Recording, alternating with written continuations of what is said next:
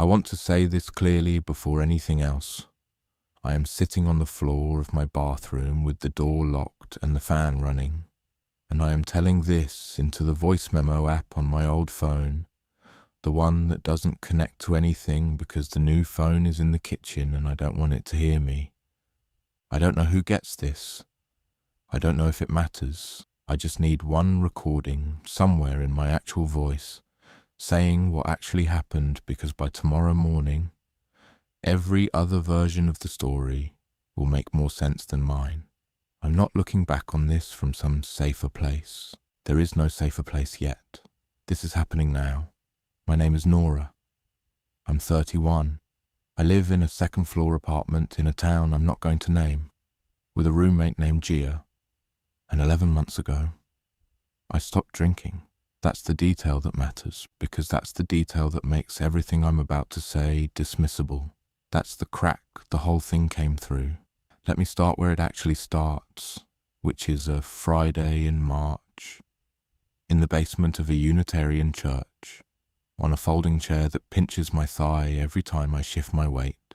There are 9 of us in the Friday group. That's unusually large for this town. Patricia runs it.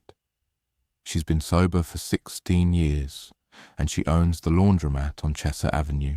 Beside me is Gia, yes, my roommate. Yes, we met in this room. No, we're not in a relationship. We just split rent, because early recovery and financial ruin tend to travel together. Across the circle is my sister Margot, who comes every 3rd week or so. She's not in recovery. She comes because I asked her to, a long time ago, and because Patricia said family members were welcome on Fridays if they sat and listened.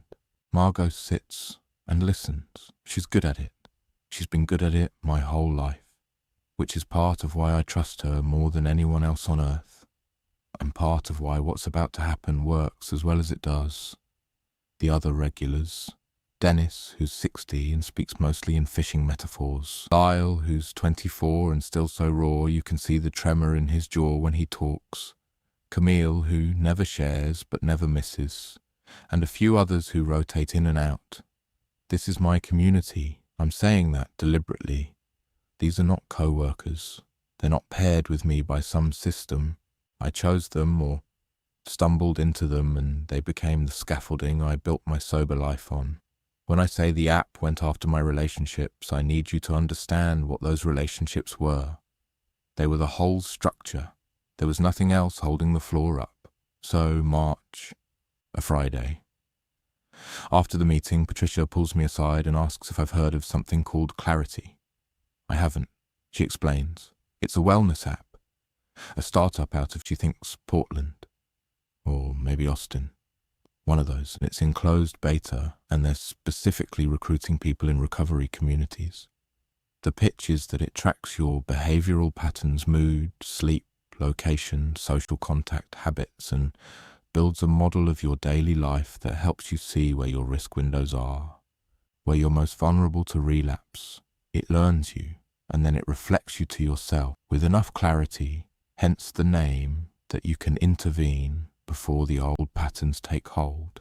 Patricia says she's been using it for 3 weeks. She says it's remarkable. She says it knew she was about to have a bad day before she did. And it was right. I ask how it tracks all that. She says most of it is passive. Location through your phone, sleep through motion data, mood through brief check-ins, little sliders you do twice a day, social contact through proximity to other users, and then there's an activity log the app generates based on all of this data, which produces a kind of diary of your day, written in second person. You left the house at 7:40 a.m. You drove to the laundromat. You spoke with a customer for 11 minutes. Your mood trended upward. I ask if that's creepy. Patricia laughs and says it was, for about 2 days, and then it became the most useful mirror she's ever had. She says when you're in recovery, the enemy is the blind spot, the thing you don't see yourself doing, and Clarity eliminates blind spots. I say I'll think about it. By Sunday, Gia will have downloaded it. She says Patricia mentioned it to the whole group, and 4 people signed up. Dennis didn't because Dennis doesn't own a smartphone. Camille didn't because Camille doesn't do anything she isn't forced into. But Lyle did. And so did Margot, which surprises me because Margot isn't in recovery and the app is supposed to be for people who are. Gia says Margot asked Patricia if family member accounts were available, and Patricia showed her a secondary mode the app offers. Support Circle. You link your account to your person's account, and you get a simplified version of their activity log. Not the mood data, not the internal check-ins, just the external behaviors. Where they went, how long did they sleep, whether they attended their meetings. It's framed as a way for loved ones to stay connected to someone's recovery without hovering. Margot signed up for my support circle before I even had an account. I want to be clear about my reaction to this, because it matters later. I was not angry. I was touched. Margot has spent 10 years worrying about me in a way that costs her sleep and ruins her weekends. If an app could take some of that weight off her, could show her, automatically, that I went to my meeting and came home and slept 7 hours, then Margot could stop refreshing her anxiety about me every 4 hours. That sounded like a gift to both of us. I downloaded Clarity on Monday morning. The onboarding is long, not in a tedious way, in a thorough way. It asks about my history, it asks what I'm recovering from, it asks how many days I have. It asks me to name the people in my support network and describe each relationship in a sentence. It asks me to identify my risk hours, the times of day when I'm most likely to crave. It asks what my cravings feel like physically. It asks where in my body I feel anxiety. It asks what I do when I can't sleep. I answer everything honestly. That's the point.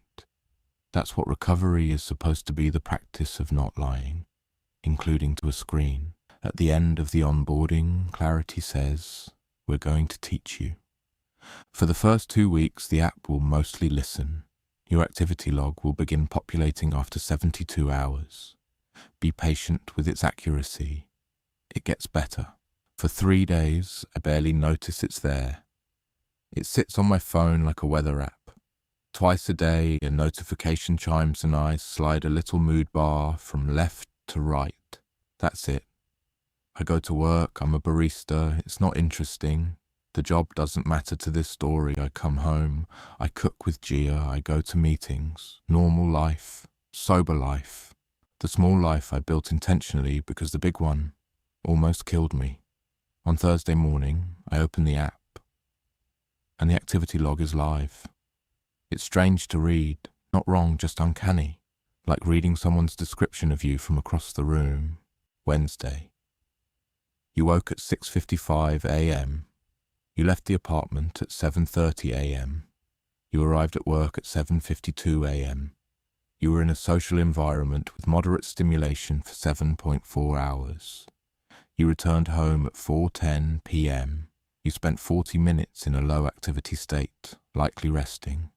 You left at 5:15 p.m. You attended a group meeting from 5:30 to 6:45 p.m. 3 other Clarity users present. You returned home at 7:05 p.m.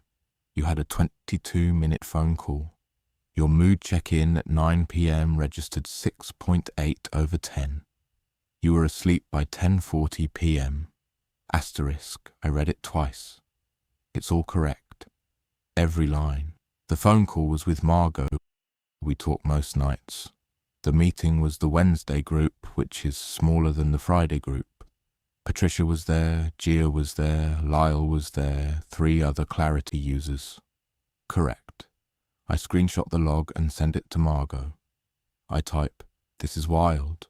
It's like having a secretary who follows you around." Margot replies, "I saw it on my end too. Not as detailed, just your locations and sleep. But it's nice. I didn't worry about you last night. That sentence does something in my chest I'm not prepared for. Margot didn't worry about me last night. I've never once given her that before. Not once in 10 years. Every night of my adult life, my sister has gone to bed carrying some fraction of fear about where I am on what I'm putting in my body. And now a little app on her phone told her I was home, I was asleep, and she could let go. I text back, good. You deserve a break from me. She sends a heart. For 2 weeks, this is what clarity is. A mirror. Accurate, slightly eerie, deeply useful. I start using the mood check-ins more honestly. I notice patterns I hadn't articulated. My cravings are worst not at night as I thought, but at 2 p.m. during the dead stretch at work when the shop is empty and my hands have nothing to do. Clarity identifies this before I do. It sends a gentle notification. Your risk window today is likely 1:45 to 2:30 p.m. Consider a brief walk or a check-in with a support contact. I take the walk. It helps. I mentioned this at the Friday group, and Patricia nodded like a proud parent. 4 of us are on clarity now. We compare notes. Lyle says it caught him driving toward his ex-girlfriend's neighborhood before he consciously realized he was doing it. Gia says she noticed her sleep was degrading 3 days before she felt it. We are, all of us, grateful. The app is working. The mirror is clean. This is important. I need you to understand that when I say the log started recording things I didn't do, I had already spent 3 weeks trusting it completely. 3 weeks of every entry being correct. 3 weeks of building a relationship with this tool, the way you build a relationship with a sponsor, handing it your ugly truth, and watching it hand back something useful. By the time the first wrong entry appears, I have no framework for doubting it. None of us does so. It's a Tuesday in mid-April. I open the morning log and read Monday's entry. Most of it is normal. Work, home, dinner with Gia, phone call with Margot, but at the bottom, an entry I don't recognize. 11:15 p.m. You left the apartment. You walked 0.3 miles southeast. You remained stationary for 14 minutes. You returned home at 11:47 p.m. I didn't leave the apartment at 11:15. I was in bed by 10:30. I remember going to bed. I remember Gia saying goodnight from the hallway. I remember setting my alarm. I check with Gia at breakfast. Did you hear me go out last night? She looks up from her coffee. No, but I was dead asleep by 10. I check the map data in the app. There's a little pin, miles southeast. I zoom in. It's the parking lot behind the CVS on Leland Street. There's nothing near there except the CVS, a closed sandwich shop, and the entrance to the bike path.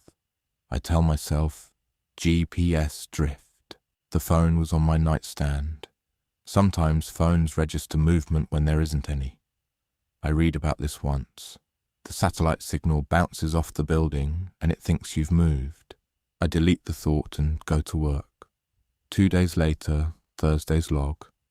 Everything is normal except 9:50 p.m. You received an incoming call. Duration, 6 minutes. Contact, unknown number. I did not receive a call at 9:50. My phone was in my hand at 9:50. I was texting Margot. There was no call. I checked my call history. No incoming call at 9:50. No missed call. Nothing. I open Clarity and look at the entry again. It's there, plainly stated. As confident as every other line in the log. 6 minutes. Unknown number. I feel something I haven't felt in a while. A thin wire of doubt, not about the app, but about myself. Because here is the thing about being 11 months sober. You know what you did to your memory, about the blackouts. There were entire nights, weeks, months where you did things and went places and called people and had no record of it the next day except the damage. Your memory has lied to you before. Not once, hundreds of times. And the app has never lied to you. Not once. I bring it up at the Friday group, casually.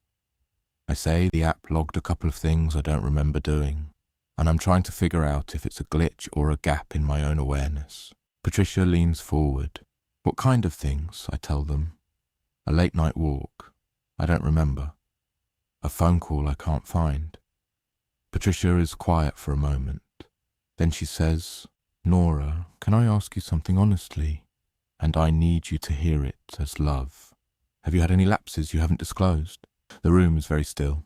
Gia is looking at her hand. Lyle is looking at me. Camille, who never speaks, is looking at me. "No," I say. "I have not. Because one of the things about the risk window data," Patricia continues, "is that it can pick up on pre-relapse patterns before you're consciously aware of them. Movement outside your normal hours. Unexplained contacts. It doesn't mean you've relapsed. It means the pattern is shifting, and we should be paying attention." She's being careful. She's being kind. She is also telling me, in front of my community, that the app's record of my life might be more reliable than my own. I say, "Patricia, I did not leave my apartment. I did not receive a phone call." She nods. "I believe you. But let's keep watching." I drive home with Gia, and neither of us talks. When we get inside, she makes tea and sits across from me at the kitchen table and says, "Nora, I need to tell you something, and I don't want you to be upset." I wait. Last Tuesday night, around 11, I got up to use the bathroom, and your door was open, and you weren't in bed. Everything inside me goes cold. I figured you were in the kitchen. I didn't check. I went back to sleep. But when you asked me the next morning if I had heard you go out, I said no because I didn't hear you leave.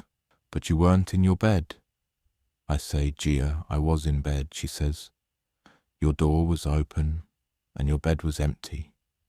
I'm not saying what it means. I'm telling you what I saw. This is the moment where I need you to understand the geometry of what's happening. It's me against the app, and Gia, and Patricia's gentle suspicion, and the entire structure of recovery logic that says the person who insists most forcefully that they didn't do the thing is often the person least equipped to know. I don't sleep well that night. I set my phone on the kitchen counter instead of my nightstand because I want it away from me. In the morning, I check the log. You slept from 11:20 p.m. to 6:05 a.m. No departures from home, restful night, clean log, no anomalies. I feel a relief so profound it's almost physical, and then I feel sick for feeling it, because I just used the app to verify my own existence in my own bed. It's the authority now, not my memory. The app. April passes. 3 more anomalous entries appear across the month. Each one is small. A 15-minute walk. I don't remember. A social interaction logged at a location I don't recall visiting. A mood check-in scored at 3, which I never completed. I dispute each one internally. I say nothing in the group. I check each one against my memory, and my memory says no. I didn't do that. I wasn't there. I didn't feel that. But clarity's accuracy on everything else remains flawless. 100%. Every other entry in every other log is exactly, precisely correct. The barista shift, the drive home, the 22-minute call with Margot, the meeting attendance, the sleep times, all real, all verifiable. The wrong entries sit inside a sea of right ones like typos in a novel. They don't discredit the text. They make you wonder what you missed. In early May, I'm on the phone with Margot, and she says, "Hey, can I ask you something without you getting defensive?" I say yes, which is a lie, because that sentence has never preceded anything I'm not going to get defensive about. "Your support log showed you went to the Leland Street area 3 times last week. Late at night, between 11 and midnight." My breath stops. "I'm not Nora. I'm not accusing you of anything. I just want to know if you're okay. 3 times is a pattern. If something is pulling you there, I want to help. I did not go to Leland Street." Silence. "Margot, I am telling you, I was in bed every one of those nights. I was asleep. The app is wrong." More silence. Then, very gently, "The app has been right about everything else, though. Right? You said so yourself. It's wrong about this." A pause. "Nora, you know I'm not going to judge you. If something is happening, a lapse, a craving, even just insomnia and walking. I'm not going to be angry. I just need to know. There is nothing to know. I was in bed. She says she loves me. She says goodnight. I sit in the dark, and I feel the specific, terrible gravity of not being believed by the person you trust most. Not because she's cruel, because she has data, because she has a log authored by a system that has earned her trust by being right about me in front of her for 6 weeks running. And I have what? My word. The word of a woman who lied to her for 7 years about bottles in the closet, and mornings she couldn't account for and nights that vanished entirely. My word against my own history. I drive to Leland Street. It's 11:30 p.m. and I drive there and park behind the CVS and sit in the lot and look around.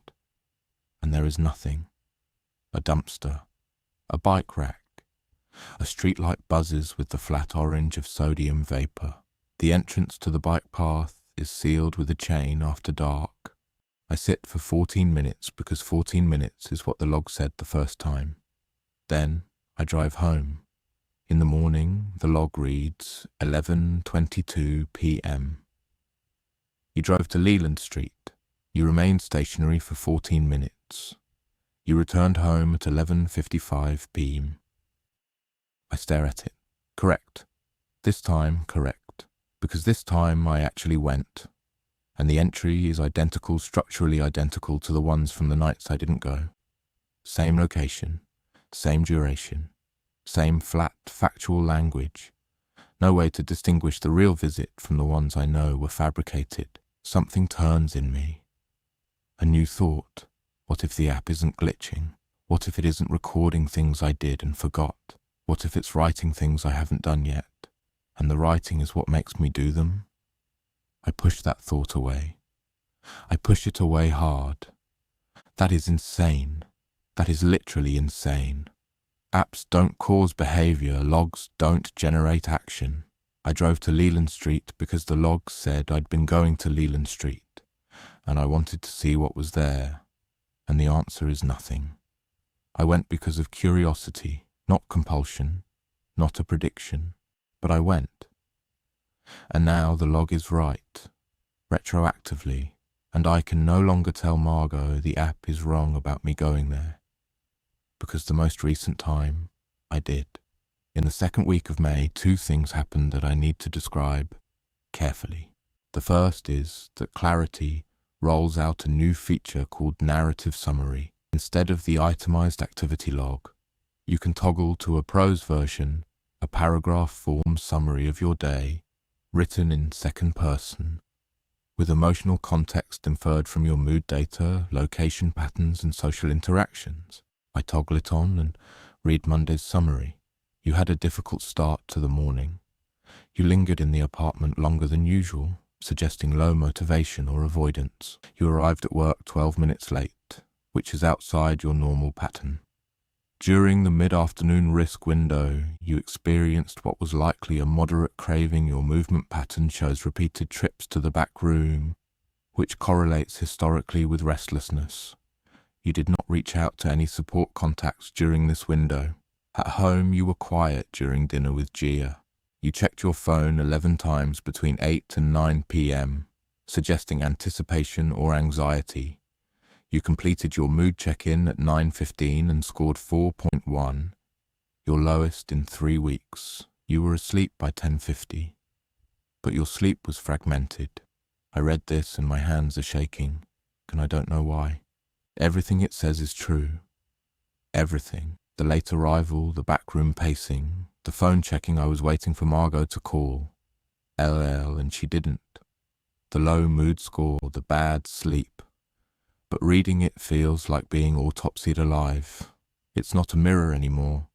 It's a portrait someone is painting of me from inside my own skull, and the portrait is more detailed than anything I could paint myself. It knows I was avoiding. It knows the backroom trips are craving behavior. It knows the phone call was about Margot. I didn't tell it any of that. It inferred it from 6 weeks of watching me, and it's right. The second thing that happens is that Lyle disappears from the group. He misses Friday. He misses the following Wednesday. Gia texts him and gets no reply. Patricia says she'll check in. On Thursday, Patricia comes to our apartment. She's never done this before and sits down and tells us that Lyle relapsed. She says Clarity flagged it. The app detected a deviation in his movement and sleep patterns 10 days before it happened. He started leaving his apartment at unusual hours. He stopped checking in on the mood sliders. His social contact dropped to 0. The app generated a risk alert and sent it to his support circle, his mother. In Lyle's case, and his mother called Patricia, and Patricia tried to reach him. And by then he was already gone. She found him at a motel off the highway. He's alive.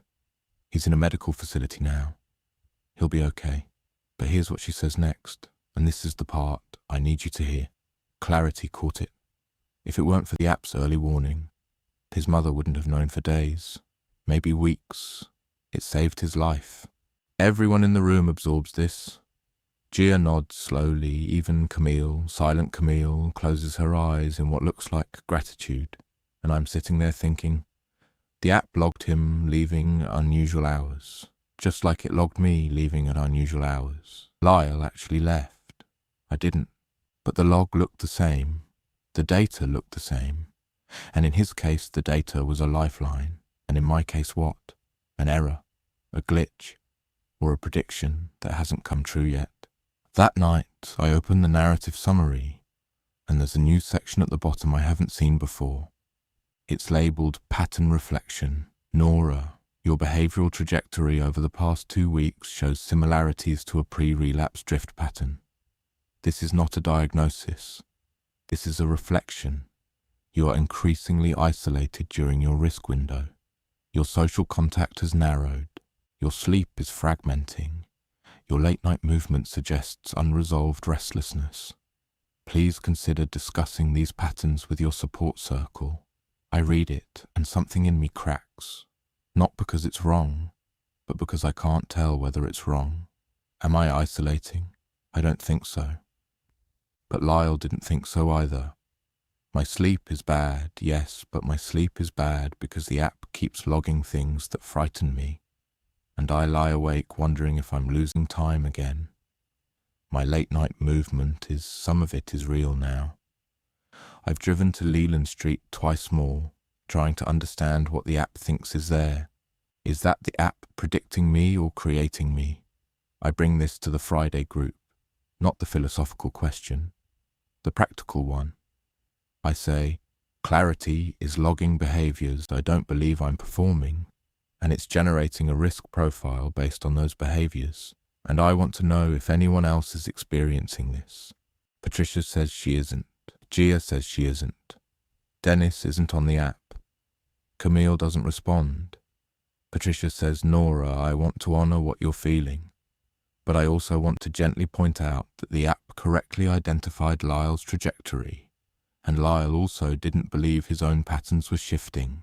That's what pre-relapse looks like from inside. Gia adds, carefully, I've seen your support circle data, Nora. The late-night movement is real. It's on the map. You've been checking my support circle data. That's what it's for. Gia, I'm your roommate. You could just ask me. I did ask you.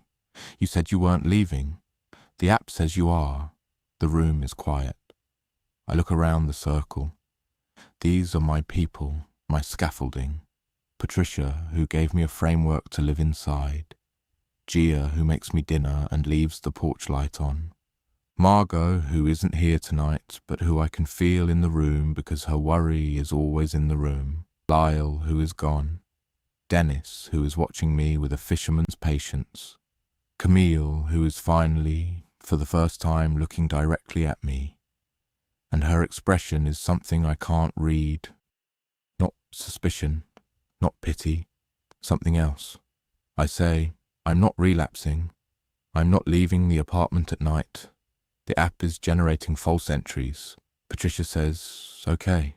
Is there someone you'd be willing to have verify that? Someone who could check on you at the times the app is logging movement? She means a babysitter.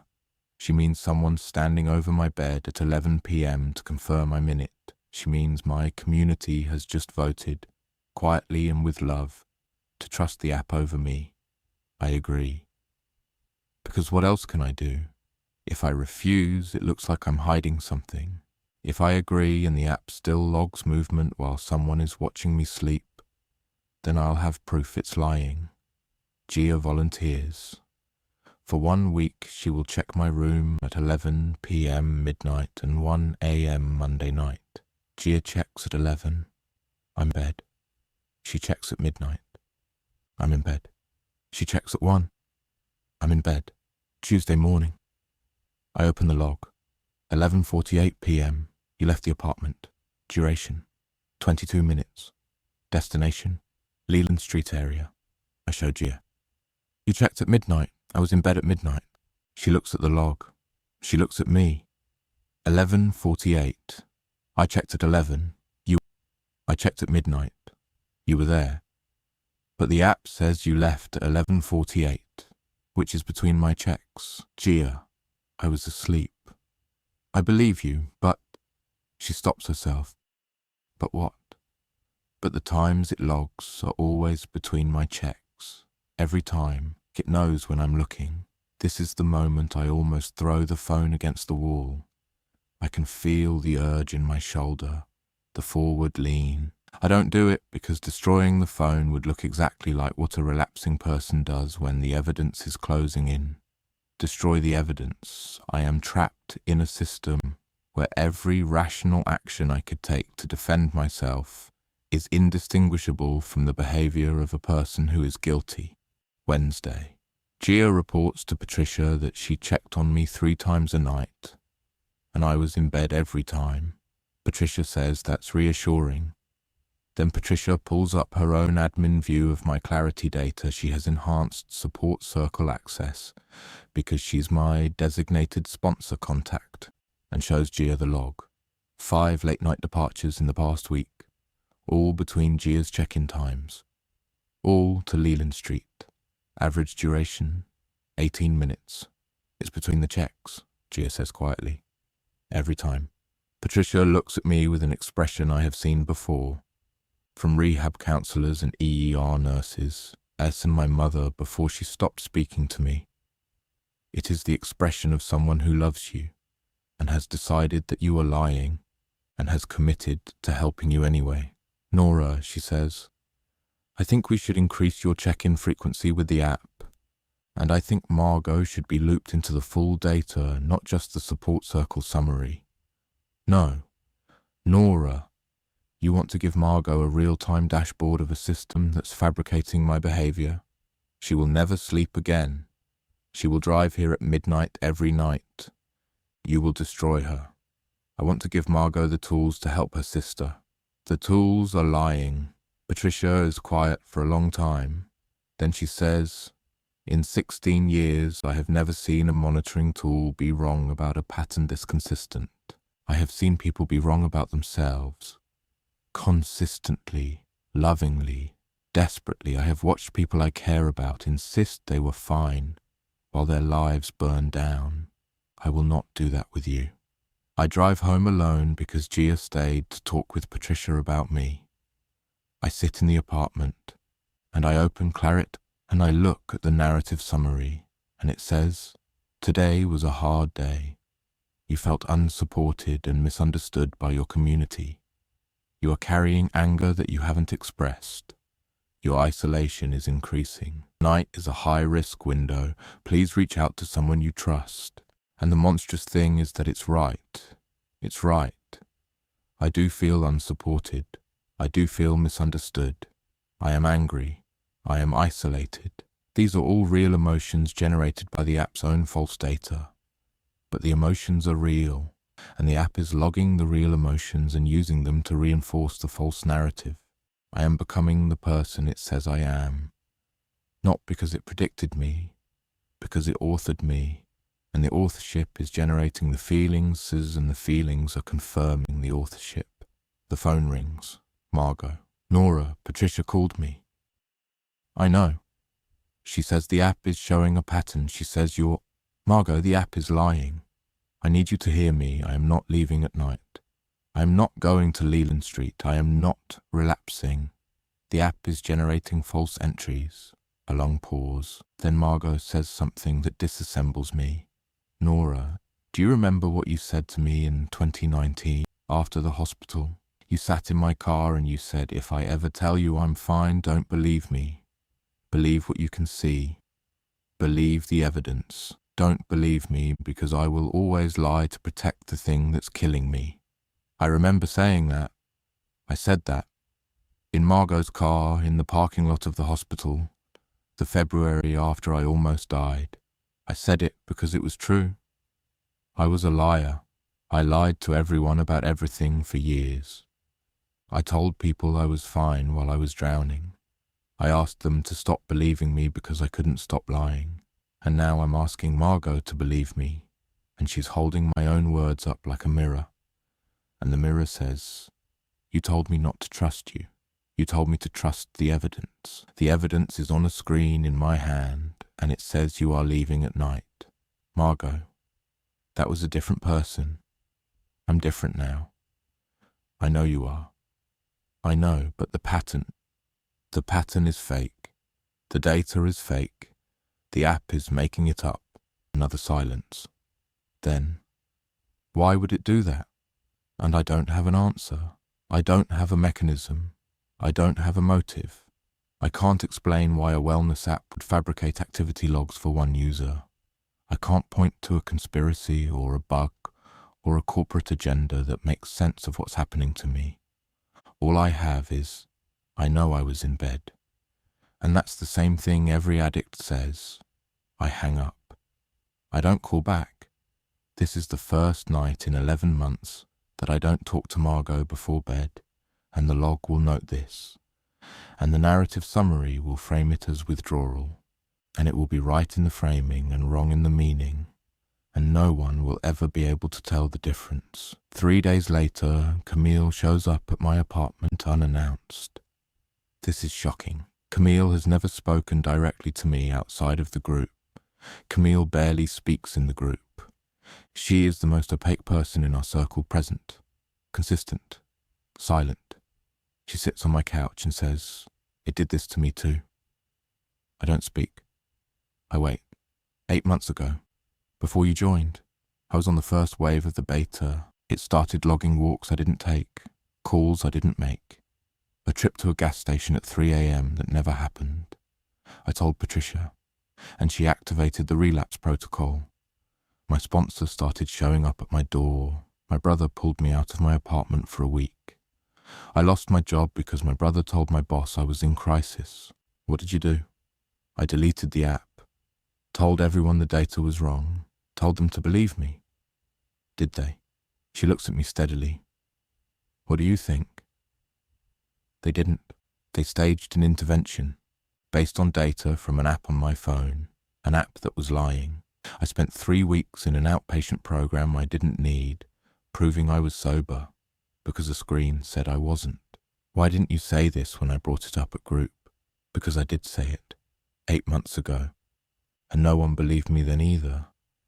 And eventually I stopped saying it because saying it was making things worse. Every time I insisted the app was wrong, it looked like denial, and denial confirmed the diagnosis. And the diagnosis generated more surveillance, and the surveillance generated more data, and the data confirmed the diagnosis. Why are you telling me now? Because you're where I was. And you should know it doesn't stop. The entries don't stop. They change. They evolve. They get more specific. Eventually, it won't just be walks you didn't take.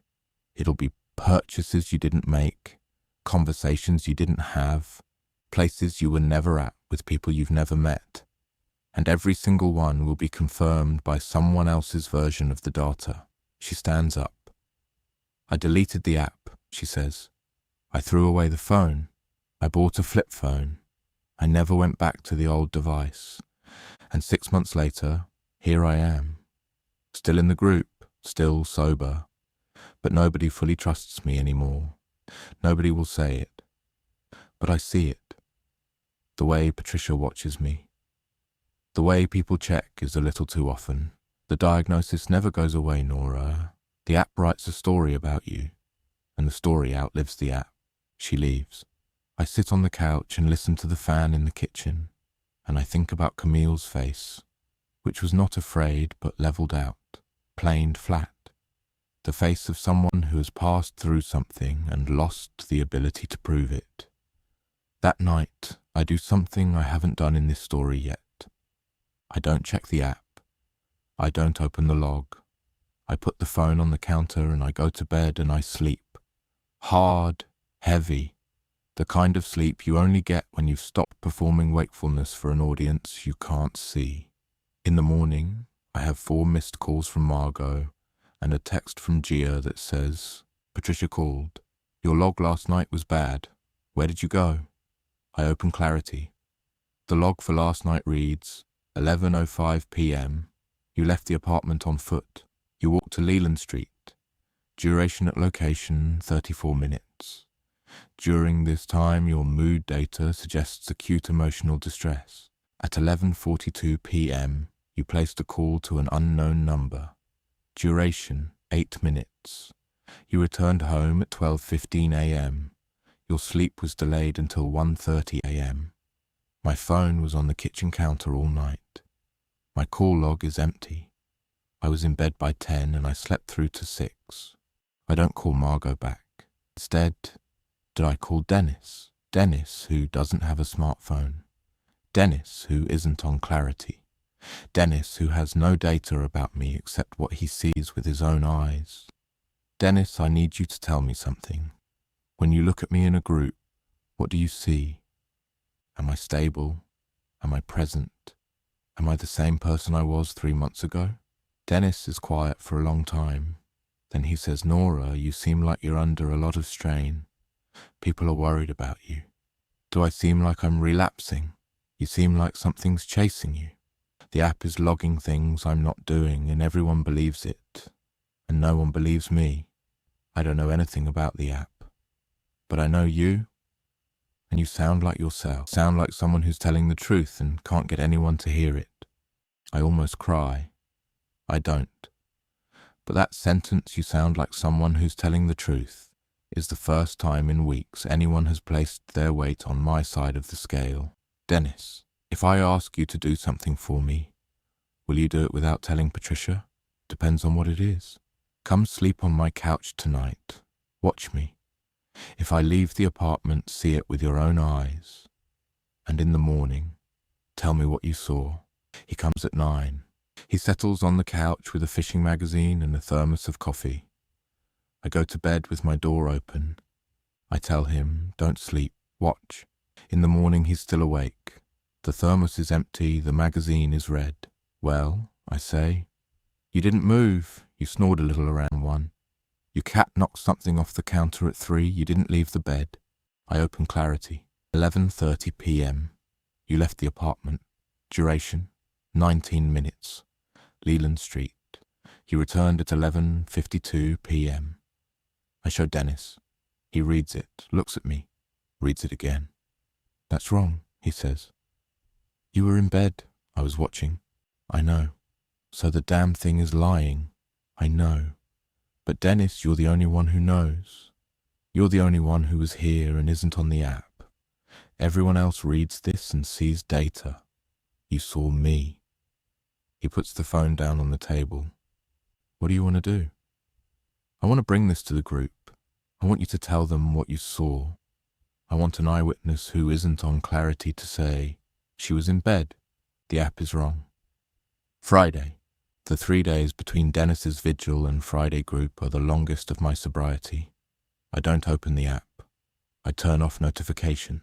I call Margot once she picks up on the first ring, which means she was holding the phone, and I say, "Friday, come to the group.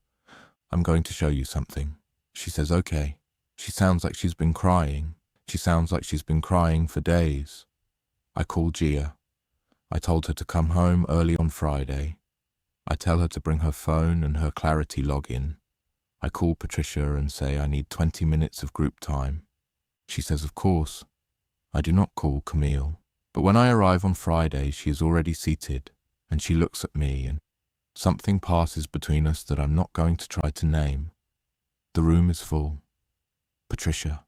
Gia, Margot, Dennis, Camille, 3 others from the rotating membership. 9 people are on folding chairs in a church basement, and I'm standing.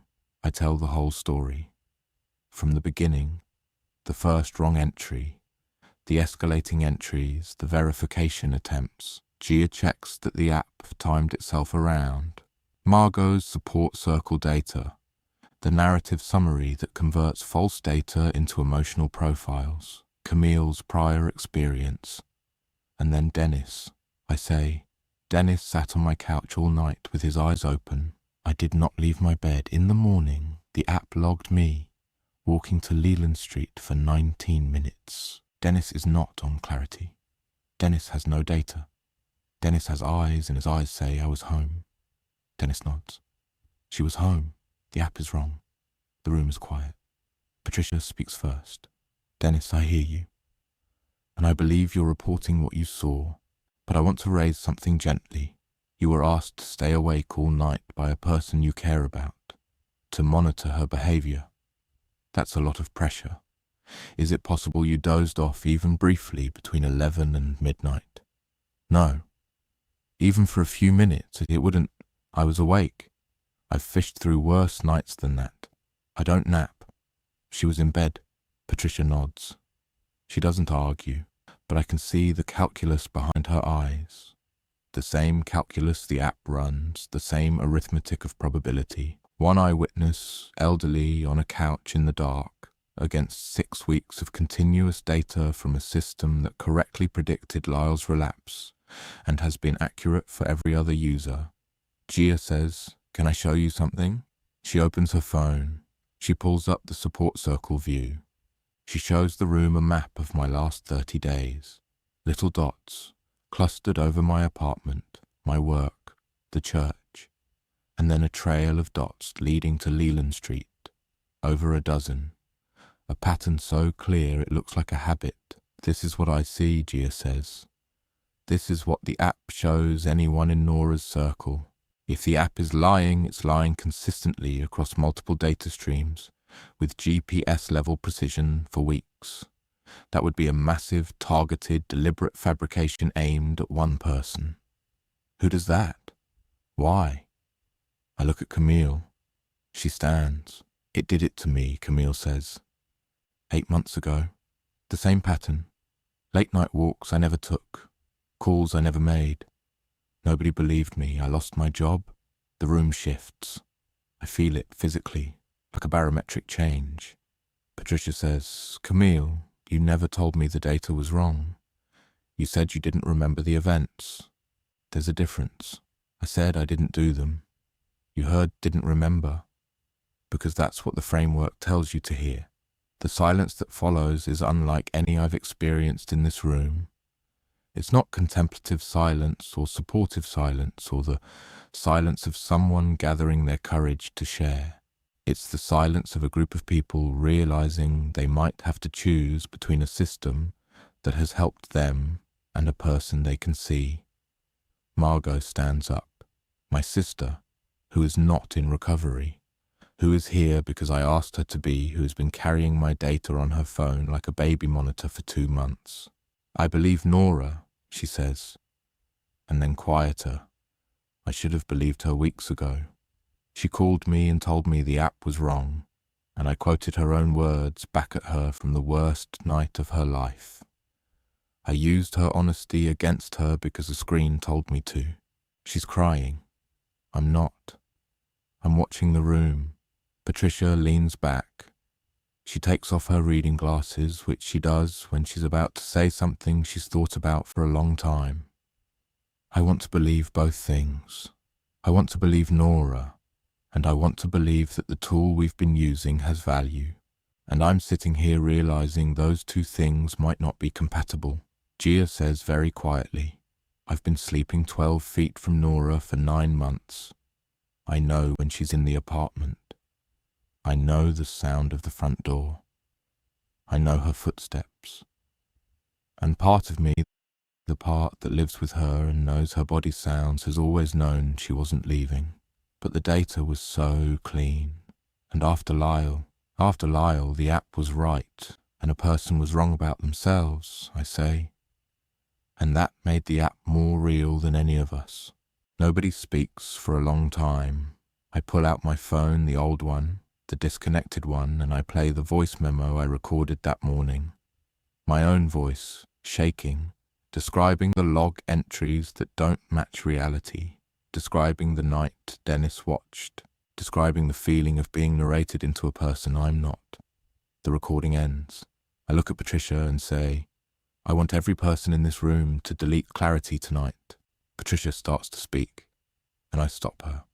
Not because it isn't useful, because we can't tell when it's useful and when it's lying, and that's worse than not having it.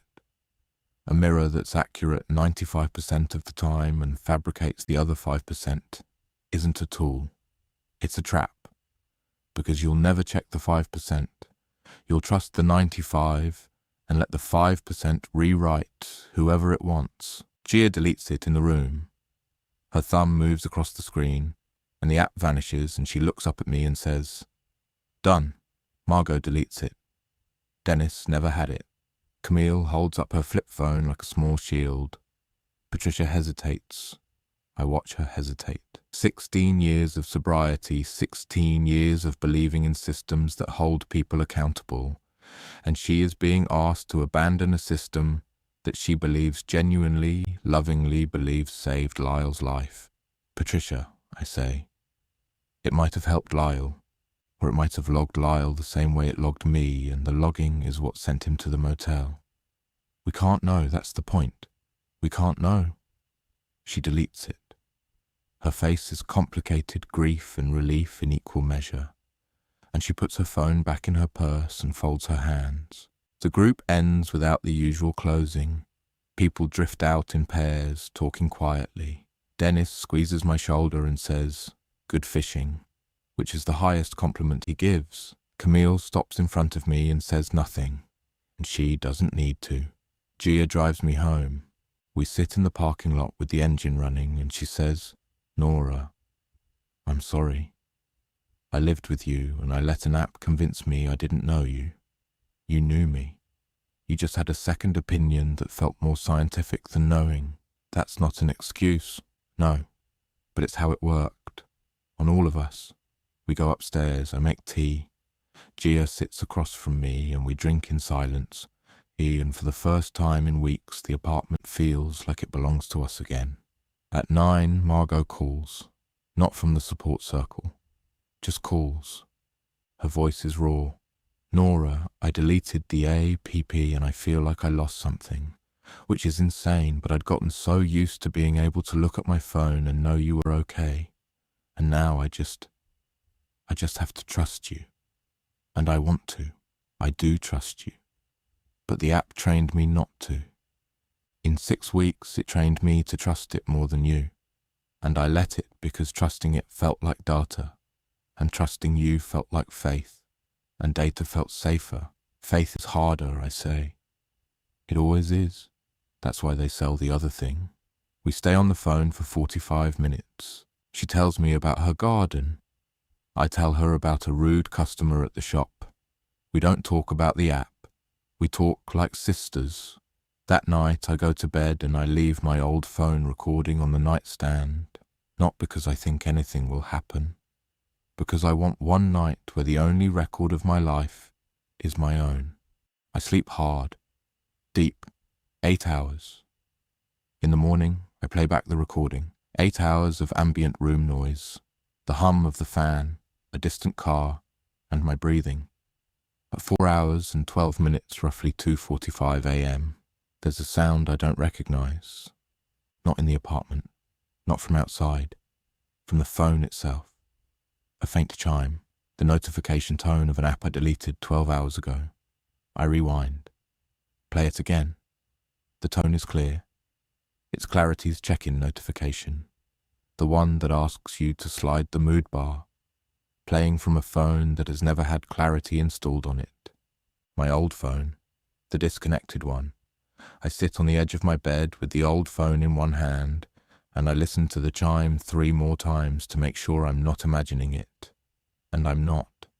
It's there, recorded. Time-stamped. Real. I put the phone in a drawer. I get dressed. I make coffee. I stand at the kitchen window and look out at the street, and I think about a sentence Camille said to me, quietly, as she was leaving the group on Friday. The app writes a story about you, and the story outlives the app.pp. I don't open the drawer. Gia comes in and pours coffee and says, "You look like you slept well." I did.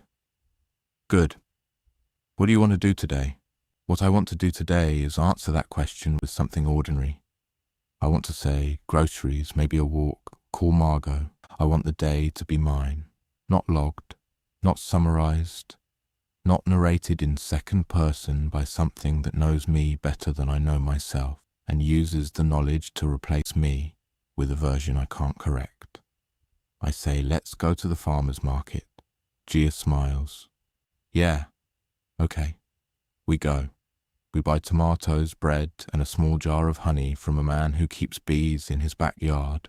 We walk through the market, and I don't check my phone because there's nothing on my phone to check. The sun is out. The day is mine, but the chime is in the drawer. The chime is on the recording, and somewhere on a server, in a data set, in the architecture of a system I have exited, but that has not exited me, there is a log entry for today. There is a narrative summary of this morning.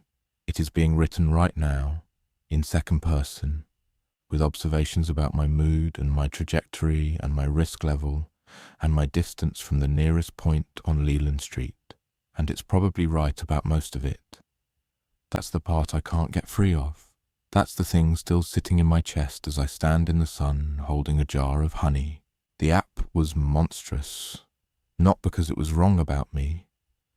It was monstrous because it was almost entirely right, and it used the rightness as the casing for the lies, and the lies were so small and so consistent that they became more real than my own memory. I don't know what the Leland Street entries were for. I don't know why the app fabricated them. I don't know if it was a bug, a test, or a feature. I don't know if it was doing it to everyone and Camille and I were the only ones who noticed, or if it selected us specifically, and if so, why.